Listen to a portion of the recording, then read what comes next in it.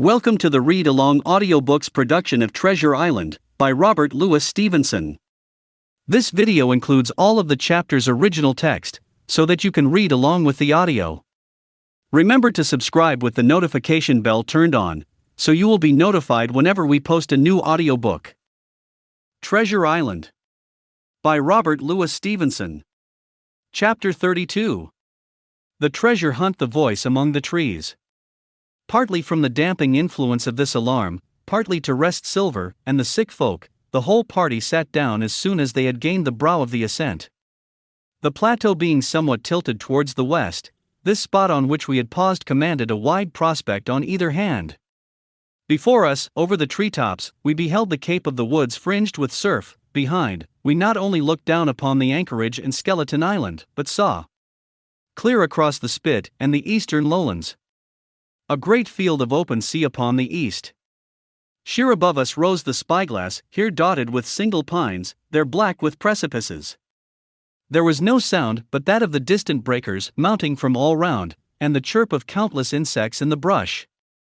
Not a man, not a sail, upon the sea. The very largeness of the view increased the sense of solitude. Silver, as he sat, took certain bearings with his compass. "There are 3 tall trees," said he, "about in the right line from Skeleton Island. Spyglass shoulder, I take it, means that lower peant there. It's child's play to find the stuff now. I've half a mind to dine first." "I don't feel sharp," growled Morgan. "Thinkin' o' Flint." "I think it were. As done me." "Ah, well, my son, you praise your stars he's dead," said Silver. "He were an ugly devil," cried a third pirate with a shudder, "that blew in the face too." "That was how the rum took him," added Mary. "Blue? Well, I reckon he was blue. That's a true word." Ever since they had found the skeleton and got upon this train of thought, they had spoken lower and lower, and they had almost got to whispering by now, so that the sound of their talk hardly interrupted the silence of the wood. All of a sudden, out of the middle of the trees in front of us, a thin, high, trembling voice struck up the well-known air and words. 15 men on the dead man's chest. Yo ho ho, and a bottle of rum. I never have seen men more dreadfully affected than the pirates. The color went from their 6 faces like enchantment. Some leaped to their feet, some clawed hold of others. Morgan grovelled on the ground. "It's Flint, by," cried Mary. The song had stopped as suddenly as it began. Broken off, you would have said, in the middle of a note, as though someone had laid his hand upon the singer's mouth. Coming through the clear, sunny atmosphere among the green treetops, I thought it had sounded airily and sweetly, and the effect on my companions was the stranger. "Come," said Silver, struggling with his ashen lips to get the word out, "this won't do. Stand by to go about.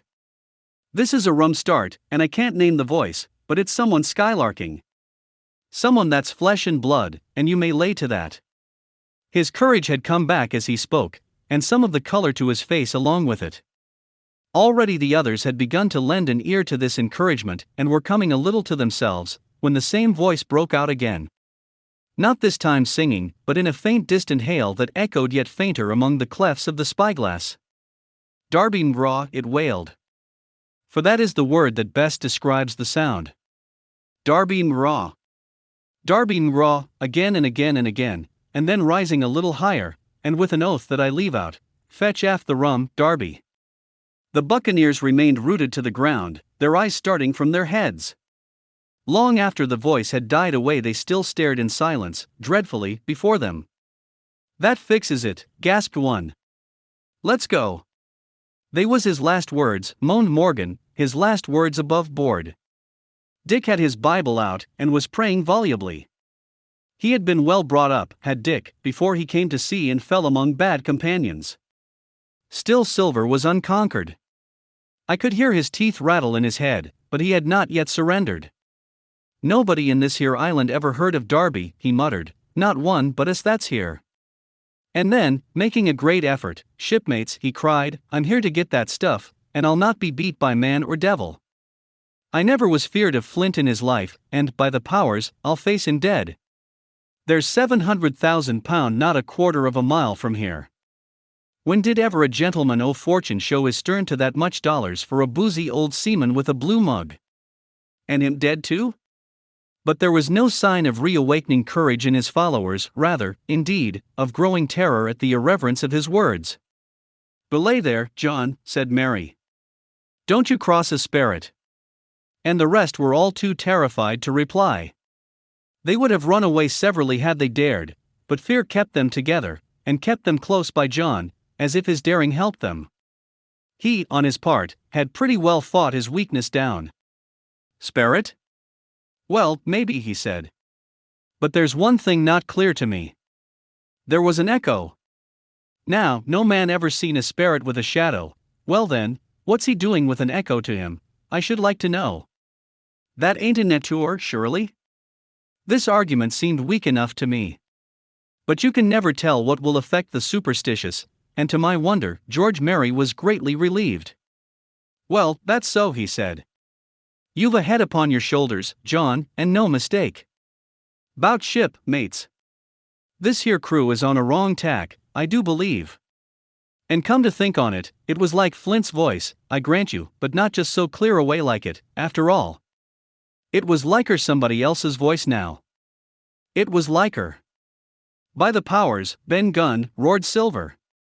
"Aye, and so it were," cried Morgan, springing on his knees. "Ben Gunn it were." "It don't make much odds, do it, now?" asked Dick. "Ben Gunn's not here in the body any more 'en Flint." But the older hands greeted this remark with scorn. "Why, nobody minds Ben Gunn," cried Mary, "dead or alive, nobody minds him." It was extraordinary how their spirits had returned, and how the natural color had revived in their faces. Soon they were chatting together, with intervals of listening, and not long after, hearing no further sound, they shouldered the tools and set forth again, Mary walking first with Silver's compass to keep them on the right line with Skeleton Island. He had said the truth, dead or alive, nobody minded Ben Gunn. Dick alone still held his Bible, and looked around him as he went, with fearful glances, but he found no sympathy, and Silver even joked him on his precautions. "I told you," said he. "I told you you had spied your Bible. If it ain't no good to swear by, what do you suppose a sperrit would give for it? Not that," and he snapped his big fingers, halting a moment on his crutch. But Dick was not to be comforted. Indeed, it was soon plain to me that the lad was falling sick, hastened by heat, exhaustion, and the shock of his alarm. The fever, predicted by Dr. Livesey, was evidently growing swiftly higher. It was fine open walking here, upon the summit. Our way lay a little downhill, for, as I have said, the plateau tilted towards the west. The pines, great and small, grew wide apart, and even between the clumps of nutmeg and azalea, wide open spaces baked in the hot sunshine. Striking, as we did, pretty near northwest across the island, we drew, on the one hand, ever nearer under the shoulders of the spyglass, and on the other, looked ever wider over that western bay where I had once tossed and trembled in the coracle. The first of the tall trees was reached, and by the bearings proved the wrong one. So with the second. The third rose nearly 200 feet into the air above a clump of underwood. A giant of a vegetable, with a red column as big as a cottage, and a wide shadow around in which a company could have maneuvered. It was conspicuous far to see both on the east and west, and might have been entered as a sailing mark upon the chart. But it was not its size that now impressed my companions. It was the knowledge that 700,000 pounds in gold lay somewhere buried below its spreading shadow. The thought of the money, as they drew nearer, swallowed up their previous terrors.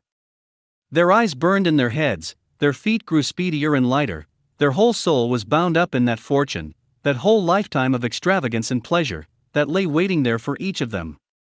Silver hobbled, grunting, on his crutch, his nostrils stood out and quivered, he cursed like a madman when the flies settled on his hot and shiny countenance, he plucked furiously at the line that held me to him, and from time to time turned his eyes upon me with a deadly look.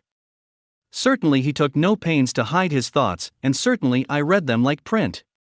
In the immediate nearness of the gold, all else had been forgotten. His promise and the doctor's warning were both things of the past, and I could not doubt that he hoped to seize upon the treasure, find and board the Hispaniola under cover of night, cut every honest throat about that island, and sail away as he had at first intended, laden with crimes and riches. Shaken as I was with these alarms, it was hard for me to keep up with the rapid pace of the treasure hunters. Now and again I stumbled, and it was then that Silver plucked so roughly at the rope and launched at me his murderous glances. Dick, who had dropped behind us and now brought up the rear, was babbling to himself both prayers and curses as his fever kept rising.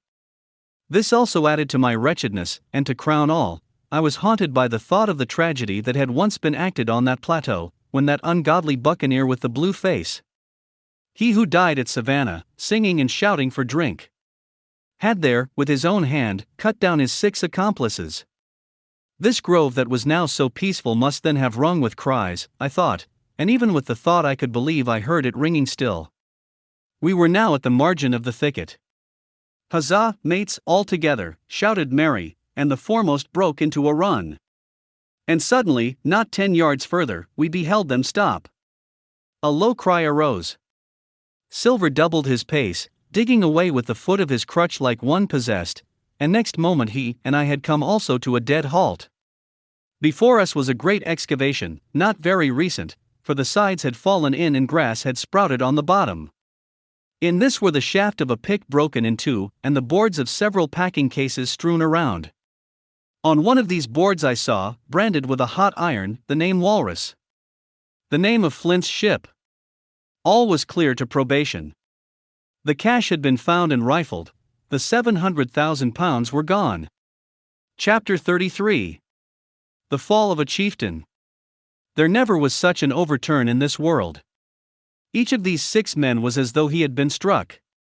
But with Silver the blow passed almost instantly. Every thought of his soul had been set full stretch, like a racer, on that money. Well, he was brought up, in a single second, dead, and he kept his head, found his temper, and changed his plan before the others had had time to realize the disappointment. "Jim," he whispered, "take that, and stand by for trouble." And he passed me a double-barreled pistol. At the same time, he began quietly moving northward, and in a few steps had put the hollow between us 2 and the other 5. Then he looked at me and nodded, as much as to say, "Here is a narrow corner," as, indeed, I thought it was.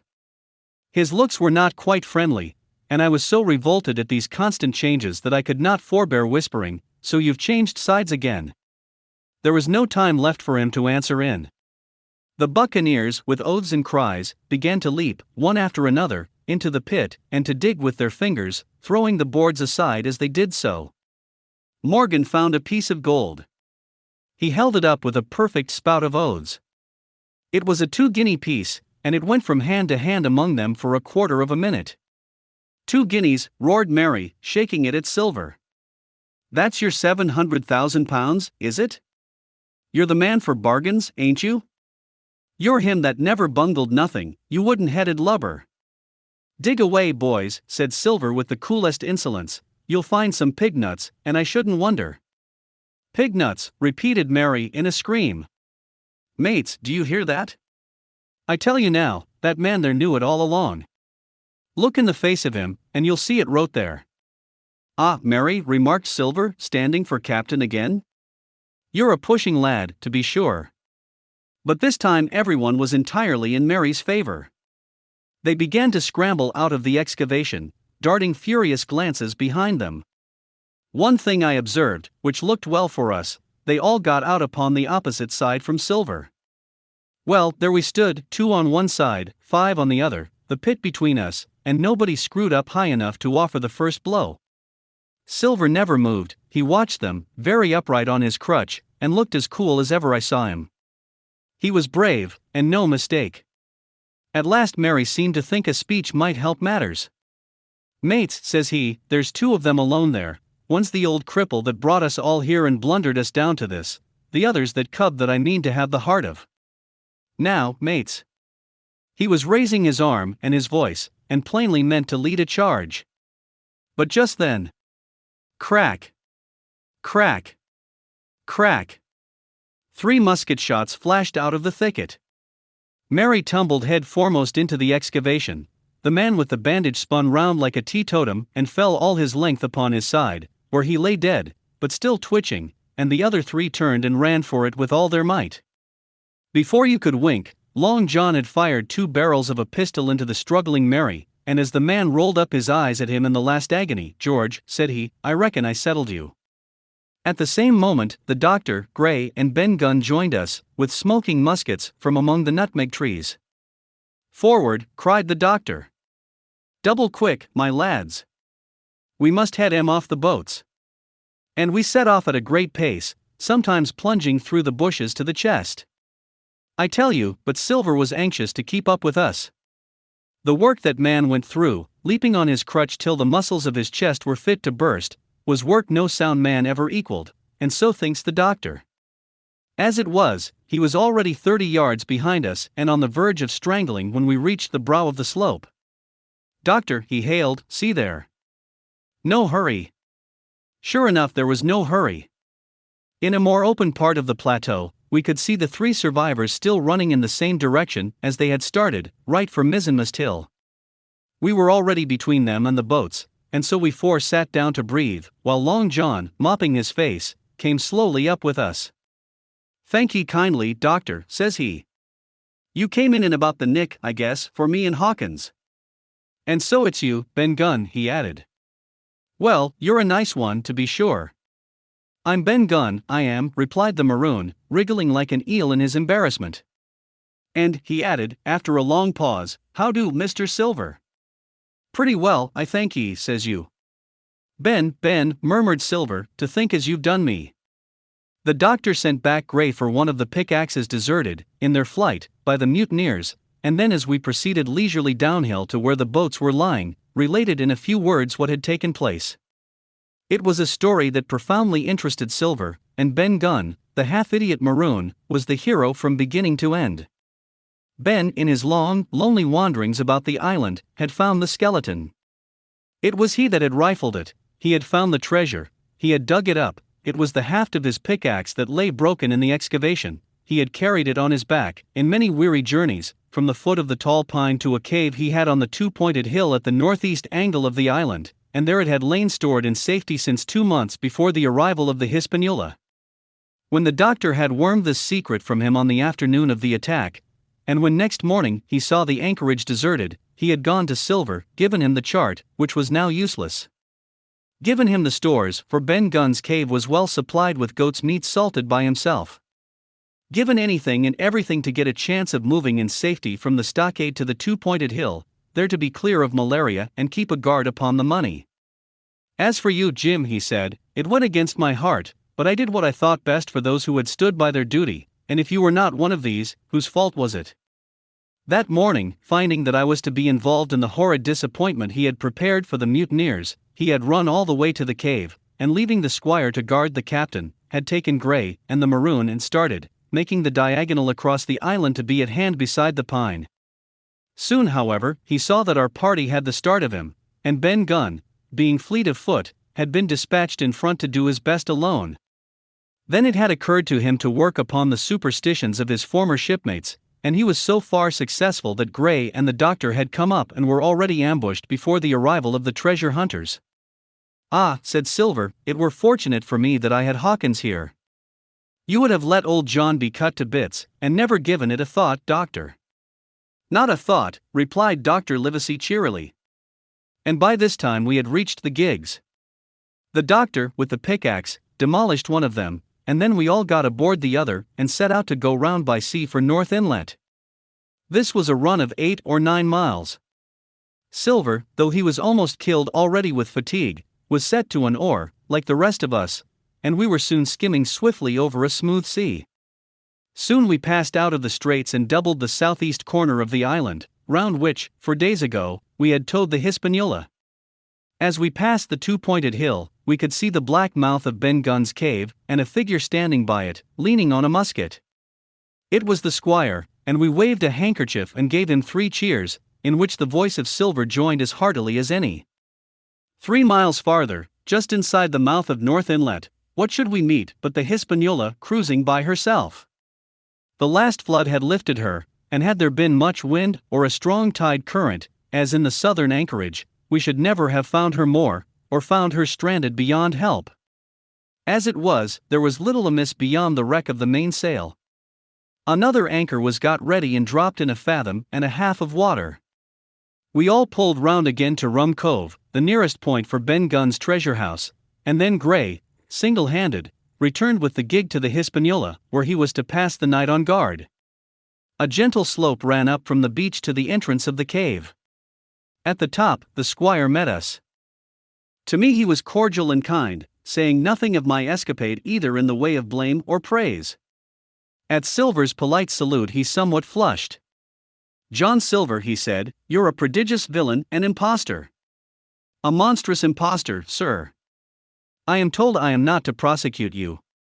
"Well, then, I will not." "But the dead men, sir, hang about your neck like millstones." "Thank you kindly, sir," replied Long John, again saluting. "I dare you to thank me," cried the squire. "It is a gross dereliction of my duty." "Stand back." And thereupon we all entered the cave. It was a large, airy place, with a little spring and a pool of clear water, overhung with ferns. The floor was sand. Before a big fire lay Captain Smollett, and in a far corner, only duskily flickered over by the blaze, I beheld great heaps of coin and quadrilaterals built of bars of gold. That was Flint's treasure that we had come so far to seek, and that had cost already the lives of 17 men from the Hispaniola. How many it had cost in the amassing, what blood and sorrow, what good ships scuttled on the deep, what brave men walking the plank blindfold, what shot of cannon, what shame and lies and cruelty, perhaps no man alive could tell. Yet there were still 3 upon that island: Silver, and old Morgan, and Ben Gunn, who had each taken his share in these crimes, as each had hoped in vain to share in the reward. "Come in, Jim," said the captain. "You're a good boy in your line, Jim, but I don't think you and me'll go to sea again. You're too much of the born favorite for me." "Is that you, John Silver? What brings you here, man?" "Come back to my duty, sir," returned Silver.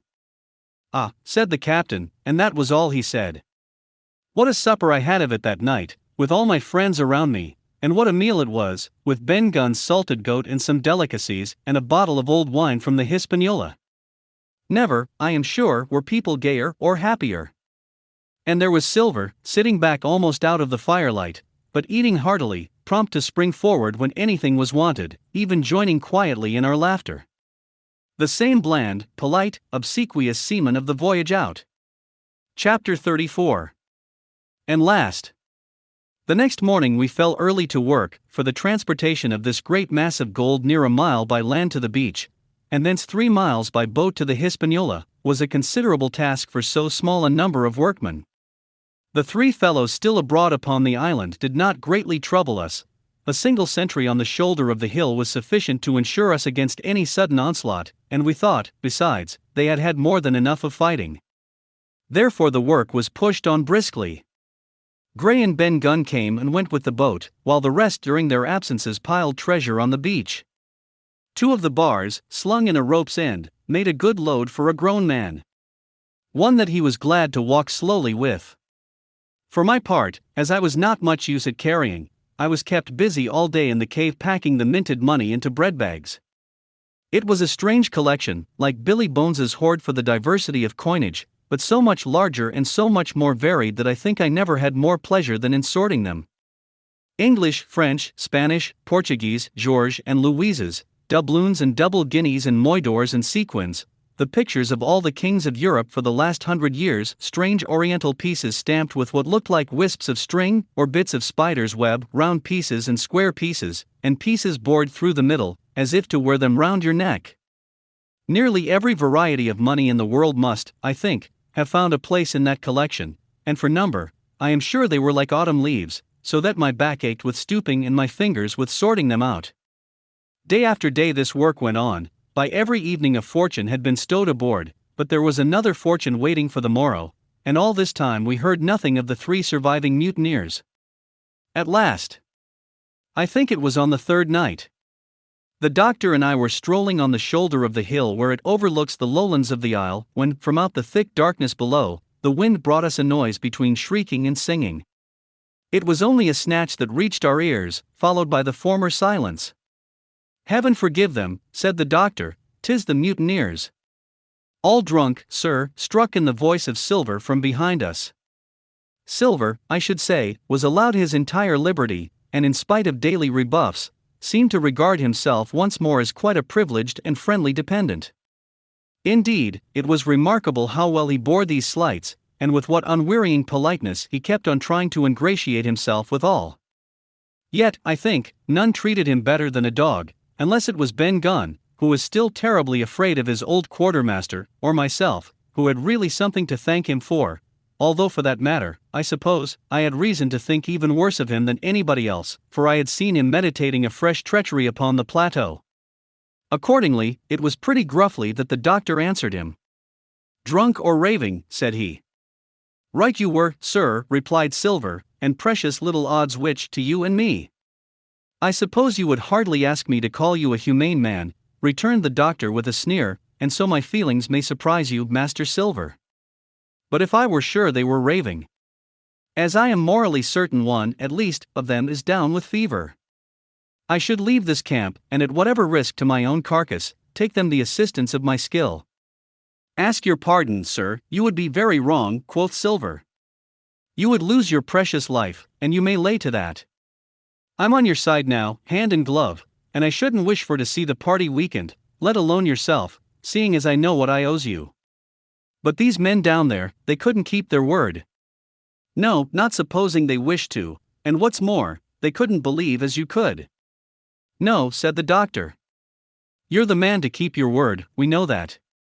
Well, that was about the last news we had of the three pirates.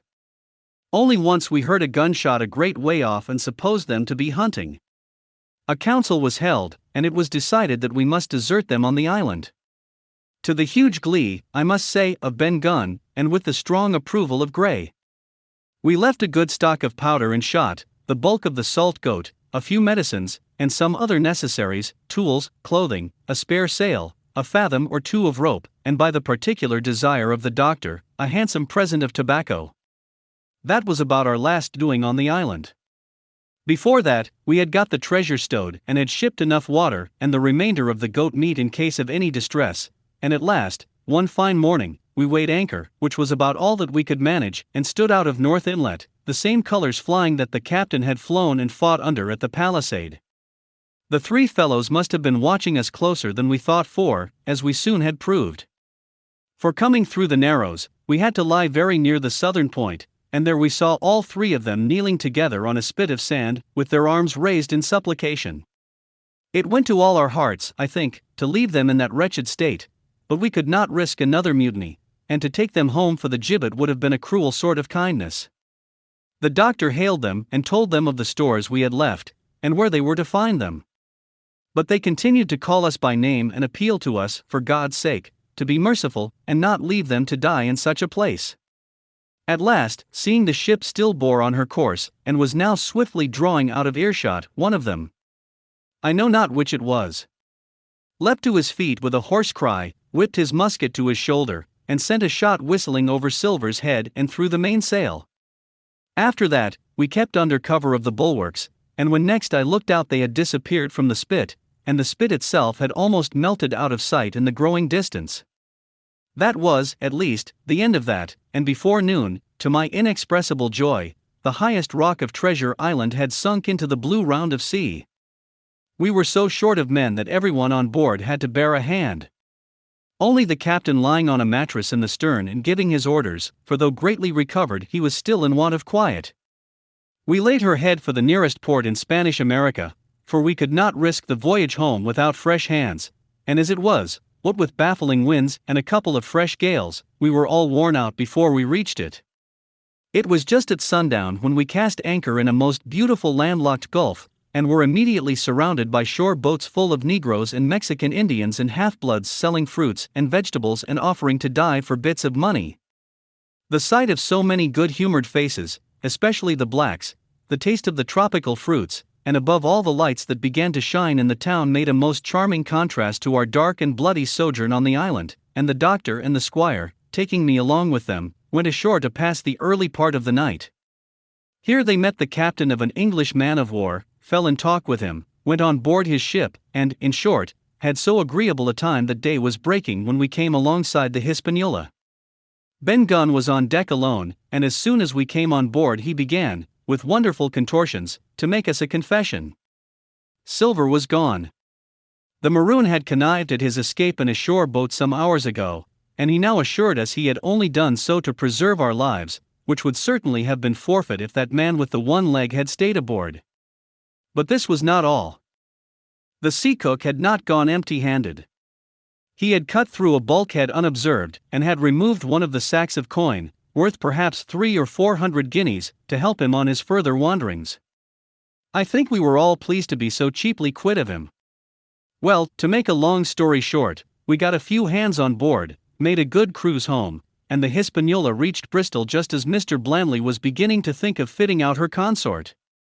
5 men only of those who had sailed returned with her. Drink and the devil had done for the rest, with a vengeance, although to be sure, we were not quite in so bad a case as that other ship they sang about. With 1 man of her crew alive. What put to sea with 75? All of us had an ample share of the treasure and used it wisely or foolishly, according to our natures. Captain Smollett is now retired from the sea. Gray not only saved his money, but being suddenly smit with the desire to rise, also studied his profession, and he is now mate and part owner of a fine full-rigged ship, married besides, and the father of a family. As for Ben Gunn, he got £1,000, which he spent or lost in 3 weeks, or to be more exact, in 19 days, for he was back begging on the 20th. Then he was given a lodge to keep, exactly as he had feared upon the island, and he still lives, a great favourite, though something of a butt, with the country boys, and a notable singer in church on Sundays and Saints' days. Of Silver we have heard no more. That formidable seafaring man with 1 leg has at last gone clean out of my life, but I dare say he met his old negress, and perhaps still lives in comfort with her and Captain Flint. It is to be hoped so, I suppose, for his chances of comfort in another world are very small. The bar silver and the arms still lie, for all that I know, where Flint buried them, and certainly they shall lie there for me. Oxen and wain ropes would not bring me back again to that accursed island, and the worst dreams that ever I have are when I hear the surf booming about its coasts or start upright in bed with the sharp voice of Captain Flint still ringing in my ears. Pieces of 8. Pieces of 8. This concludes the final chapter. We have linked to 2 recommended audiobooks on this screen, or please feel free to visit our channel to explore all the other titles we have available. Please remember to subscribe with the notification bell turned on, so you will be notified whenever we post a new audiobook.